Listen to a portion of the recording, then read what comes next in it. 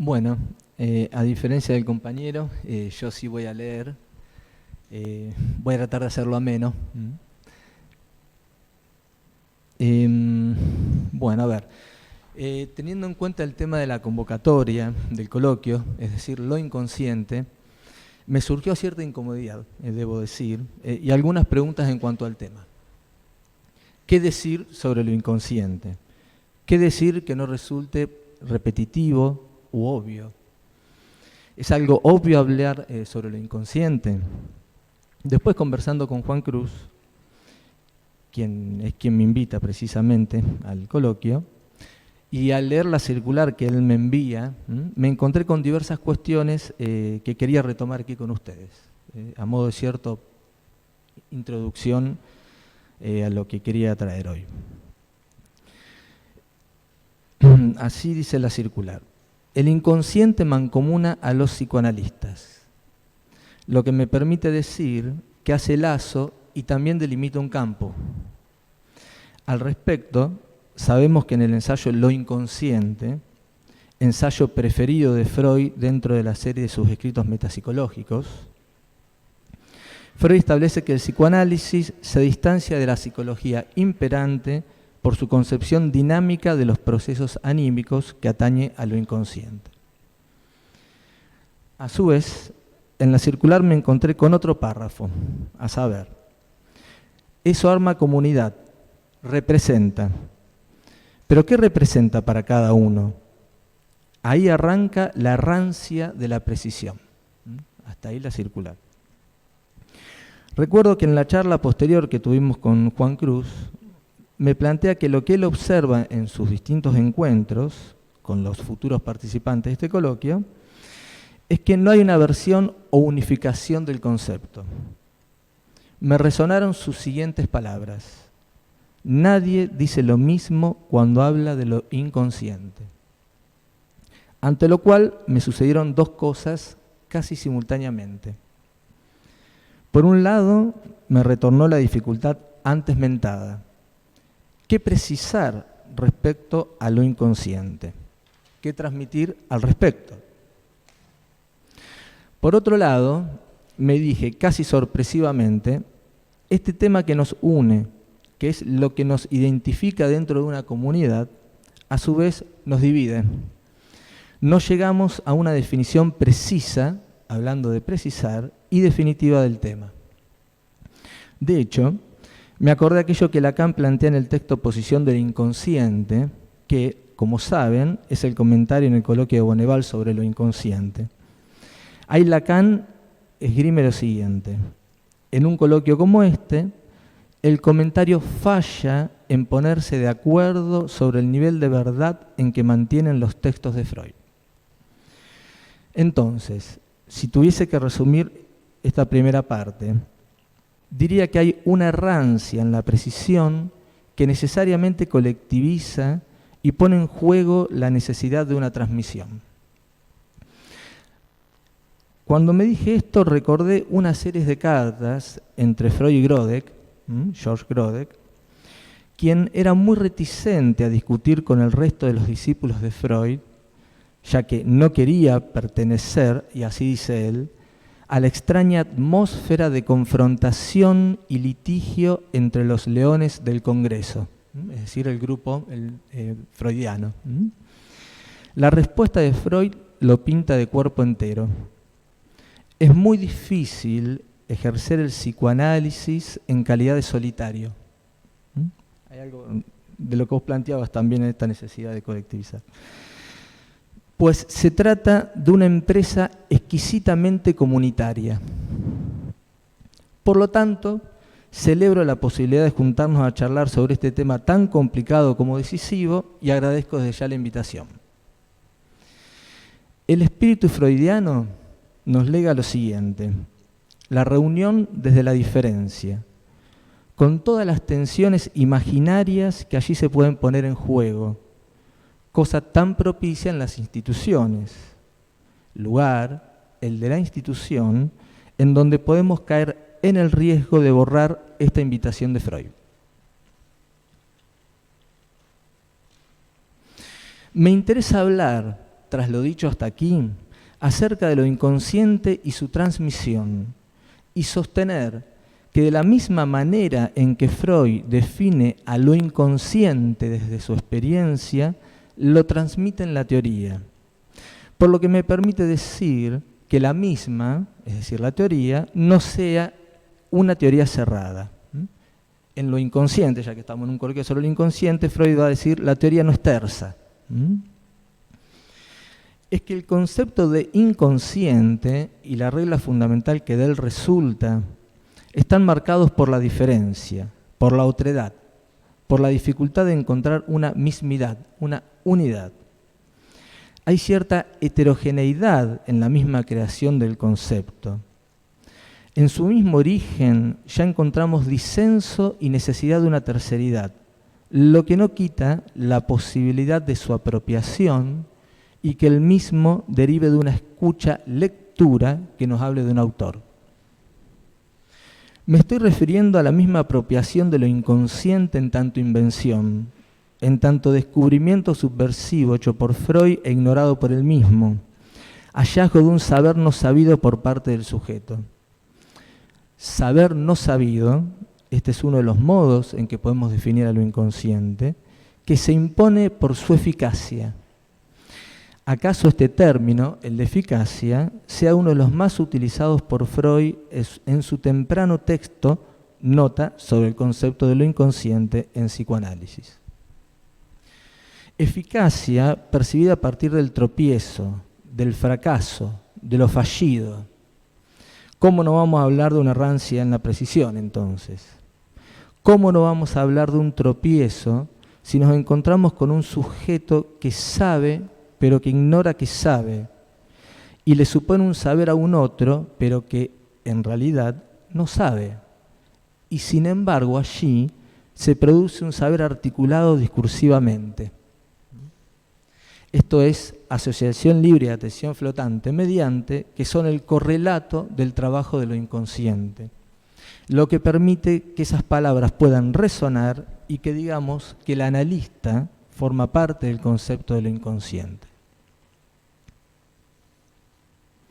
Ahora bien, y este es el punto en cuestión que quiero transmitir, algo del orden del fracaso, de esta suerte de tropiezo que hallamos en la psicopatología de la vida cotidiana, es decir, en los lapsus, acciones fallidas, etc., algo de lo fallido que delata este saber no sabido o lo insabido de un saber, es lo que se pone en juego en la misma transmisión del psicoanálisis, y que éticamente Freud lo plasma cuando hace teoría. Acá me adelanto en algo que Ignacio igual también ya mencionó, me pareció muy interesante, que voy a hablar muy brevemente después. Es a raíz de este fracaso, que es estructural, desde donde van a resultar las innovaciones técnicas como modo, siempre infructuoso, de sortearlo. Hecho que delata la resistencia a lo inconsciente. Tal alusión la considero decisiva, ya que nos habla de la necesidad de poner en cuestión nuestra relación con el saber, a fin de ver nuestro lugar de analistas, como también el alcance de nuestra transmisión. Podemos establecer cierta correspondencia en esta doble afirmación entre el amor y el saber. Así como la cura analítica no es sin el amor, pero a su vez no es por el amor, también decimos que no hay cura sin el saber, pero la interpretación no puede estar regida por el mismo. Esto es la atención flotante. Pues bien, saber no sabido por un lado, saber siempre supuesto por el otro. Creo que lo dicho hasta aquí me conduce a apropiarme de una frase de Rabán, que la considero clave y a partir de ahí se abren algunas cuestiones. El saber analítico se construye al mismo tiempo que el psicoanálisis define su objeto. Frase que la podemos observar desde dos lugares, entre otros. Por un lado, aludiendo a un concepto poco leído en Freud y que invariablemente me veo conducido a nombrar para desarrollar esto. Me refiero al concepto de criptomnesia, es decir, memoria criptada, término acuñado en 1900 por el psicólogo suizo Theodor Flournoy, citado y reconocido por Rudinesco en su diccionario, en la medida que le asigna un papel determinante en la historia del descubrimiento de lo inconsciente y del pasaje del espiritualismo al psicoanálisis. Tal concepto nos permite echar por tierra el supuesto de creación original, o más bien nos conduce a precisarlo, y nos deja entrever la existencia de fuentes ocultas en la creación de una idea, creación cuyo origen siempre nos remite a una otra edad. Lo dicho lo observamos tanto en la adjudicación de la autoría del psicoanálisis, en donde a Freud le es menester, lo sabemos, atribuírsela a Breuer, como también al hecho de que palabras olvidadas, proferidas por otro, sirvan de base a Freud para la instauración de una idea original entre comillas.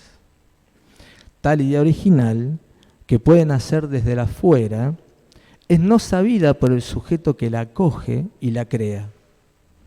Tampoco es sabida desde el afuera mismo, resultando incomprendida, negada o desestimada por aquel que haya resultado ser quien la profirió por primera vez. Por primera vez también entre comillas, ¿no? Vuelvo a rizar el rizo. En cuanto al descubrimiento del psicoanálisis, y hablando otra vez de la errancia de la precisión, sabemos del doble gesto freudiano de desapropiación y reapropiación, lo que nos muestra que la apropiación requiere de un pasaje previo por el otro. Si constituye un mérito haber dado nacimiento al psicoanálisis, ese mérito no es mío. Yo no participé en sus inicios. Esto es lo que nos dice Freud en las 5 conferencias, ¿no? Estamos al tanto, contrariamente, de lo plasmado en la contribución a la historia del movimiento analítico. Allí dice haber expresado de manera impropia el reconocimiento. Aquí subrayo el término impropia, afirmándose sin discusión alguna entonces en el único creador de la obra. A ver, las ideas fundadoras del psicoanálisis, hablando de los fundamentos, pasan por una serie. Así, respecto a la etiología sexual de la neurosis, al ya mencionado Breuer, se van a sumar Charcot y Krovac. Freud nos dice, esa idea por la que se me había hecho responsable, en modo alguno se había engendrado en mí. Los tres me habían transmitido una intelección que en todo rigor ellos mismos no poseían, hablando de lo inconsciente. Estas 3 comunicaciones idénticas que recibí sin comprender, hablando de lo inconsciente, quedaron dormidas en mí durante años, hasta que un día despertaron como un conocimiento en apariencia original. Es decir, hallamos una elaboración inconsciente que aglomera tales dichos no sabidos en un conocimiento nuevo. La memoria criptada va a designar el nombre del exacto autor. Lo dicho queda claramente planteado en una carta de Freud a Ferenczi en 1910. Iba a decir, se las leo, pero vengo leyendo todo, así que... No se extrañe de oír reproducidos en mis conferencias de Nuremberg sus pensamientos e incluso algunas de sus fórmulas. Esto es lo que le dice Freud a Ferenczi. En cuanto a mis ideas, está claro que las deberá redescubrir. Solo han sido transferidas a su inconsciente para que las elabore en silencio. Resulta interesante pensar aquí la alusión que hace Freud al silencio, de hecho, en cuanto a elaboración inconsciente. ¿Por qué me parece importante este tema de la memoria criptada? Que es el primer punto. Porque el olvido es la condición de la aparición de la rememoración del sujeto que habla. Es la condición del recuerdo. Y el analista debe soportar la función del olvido, tal como aconseja Freud a Ferenczi. De este modo, podemos establecer esta correlación. A diferencia de lo propuesto por la ciencia, sostenemos que el olvido es condición para redescubrir y transmitir ideas. A su vez, el olvido, del que supuestamente sabe, es condición para que el saber del inconsciente se ponga a trabajar. Me parece que es importante recordar lo siguiente. Freud comienza Psicopatología de la vida cotidiana con el olvido de los nombres propios. Este es su primer capítulo. A su vez, el olvido de los sueños será el título del principal capítulo, el séptimo de la interpretación de los sueños. Ambos, es decir, el olvido de los nombres propios y el olvido de los sueños, son indicio de que al principio de la constitución del sujeto está el olvido. Este término freudiano, el de criptoamnesia, aparece por primera vez en el texto sobre la prehistoria de la técnica analítica y tiene posteriormente todo un derrotero que no voy a precisar para no aburrirlos por lo menos aún más. Prefiero rescatar unos dichos de Barthes. El habla es irreversible. No se puede retomar una palabra, salvo aclarando con precisión que se la retoma. Aquí borrar significa añadir. Si quiero borrar aquello que acabo de enunciar, no puedo hacerlo sino mostrando la goma. Lo que con Barthes entonces decimos, tanto en la clínica, esto es, en las palabras del analizante y del analista, como en la elaboración inconsciente que agrupa en un conocimiento nuevo el soplo de una idea de un maestro a su alumno, debemos darle a dichas palabras el estatuto de imborrables. Indicio de ello es la ya mentada eficacia en los diversos retornos de lo inconsciente. Lo inconsciente se dice, no se explica, no se borra. Es la puesta en acto de esa memoria. El otro punto, recuerden que yo había dicho que había dos puntos en que quería sostener esta frase de Rabanne, pero que este segundo punto es consustancial al primero, remite a pensar que el discurso teórico del psicoanálisis está atravesado por la misma dinámica de lo inconsciente. A dicho discurso, por momentos, le corresponde la misma legalidad que notamos en las formaciones de lo inconsciente.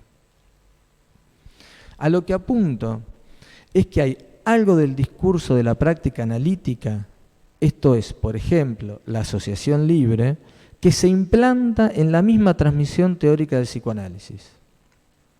No podemos disociar el procedimiento de investigación de aquello que se descubre. La manera en que Freud arriba al objeto lo determina, lo que nos permite pensar en una teoría que no tapone la práctica, en una transmisión conjetural que no es ni evolutiva ni superadora.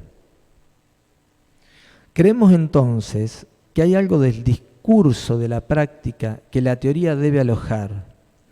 Si en la asociación libre decimos que nos encontramos con lo impredecible, si hallamos, acá me remito a una especie de metáfora que Freud utiliza en estudios sobre las histerias para hablar de la asociación libre, si hallamos esta línea zigzagueante que describe la solución de un gambito de caballo en el tablero de ajedrez,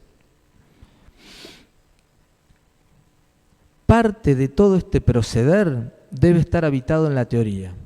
Debe estar plasmado parte de este proceder en la misma teoría. Podemos tomar varios tópicos como botón de muestra de lo que acabo de decir. Hay más. Recorto 2 o 3. En Más allá, al comienzo del punto 4, Freud plantea su necesidad de especular, hecho aceptable o no, acorde a la posición subjetiva de cada uno. Posteriormente enlaza a la asociación libre con la curiosidad científica. Los retoños de nuestros propios pensamientos se van a disfrazar de un saber discursivo. Así sostiene, aquí lo cito, así sostiene que no es frecuente la imparcialidad tanto en las cosas íntimas como en los grandes problemas de la vida y de la ciencia. Posteriormente asevera, creo que cada uno en estas materias está bajo el influjo de predilecciones íntimas que están profundamente arraigadas en uno y por cuya cuenta toda su especulación trabaja sin que lo sepa. Por consiguiente, hay que contentarse con los retoños de sus propias cogitaciones. Otro punto, ya voy terminando. La metapsicología freudiana no es sin la fantasía. Recuerden la famosa alusión a la bruja metapsicología en Análisis Terminable. Allí el fantasiar opera en el mismo ámbito de la teoría y resulta indispensable para dar un paso adelante. Así dice Freud, en cuanto a sus dudas en relación a la pulsión. Este es el modo de argumentación freudiana ante situaciones difíciles en donde parece desaparecer toda esperanza alguna. Habrá que confiar en el modo de obrar de la vieja bruja del Fausto. Habrá que confiar en el supuesto del inconsciente y en los enigmáticos embrujos de las palabras. Último ejemplo. El famoso ejemplo de Signorelli. Freud, previa consulta a un tercero, a un italiano sabio en el arte de la pintura, en la reconstrucción asociativa de las vías que conducen al olvido del nombre, nos muestra cómo tal olvido no es un hecho pasivo, sino un proceso activo de represión. Representa así, en la construcción asociativa, representa a lo inconsciente en tanto otra escena como sinónimo de otra legalidad. También pone en escena que la falla de la palabra deja haber una falla en la sexualidad. La manera de mostrar la combinatoria significante no va a ser de otra estofa que la asociativa. Es decir, la asociación libre es la vía por la que Freud arriba a todas estas conjeturas en Psicopatología de la Vida Cotidiana. Aquí nos retorna algo de lo fallido que hablé antes. Cómo el fracaso, el tropiezo, lo disruptivo, no nos dice de una teoría chapucera o inconsistente. Remarco lo ya dicho, el discurso del psicoanálisis está atravesado por condensaciones, desplazamientos, lagunas, olvidos y asociaciones. Bueno, para ir terminando y retomar lo expuesto al comienzo en relación a que lo inconsciente mancomuna y delimita una praxis, podemos pensar lo siguiente. La manera en que funciona el saber dentro de un campo determina la producción de sus objetos. Si la ciencia conforma un saber cuyo obstáculo es exterior y en el cual todo se puede decir y escuchar, va a producir un sujeto transparente, indiviso y unificado. Contrariamente, sabemos que es en el error, en lo disruptivo, en donde el analista afina su escucha. El énfasis en lo inconsciente en relación al saber-no saber también se debe a lo siguiente. Si el saber del analista es siempre supuesto y entonces el analista no encarna el lugar de este saber, a esto llamamos abstinencia, ello implica que pueda saber esperar. No saber sobre el analizante es saber esperar. Sabemos entonces que el saber esperar que implique ese supuesto saber es uno de los nombres del deseo del analista. Estamos al corriente y con esto termino y retomo algo que vos planteaste, Ignacio, estuvo bueno.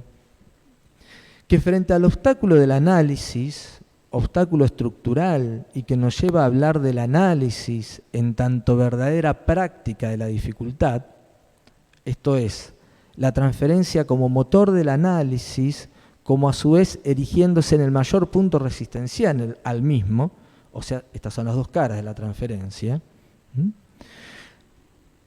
Las diferentes reglas técnicas vienen a encuadrar a la resistencia del analista, es decir, la comunicación de la contratransferencia, la técnica activa, vienen a encuadrar la resistencia del analista. Así entonces se produce una verdadera inversión.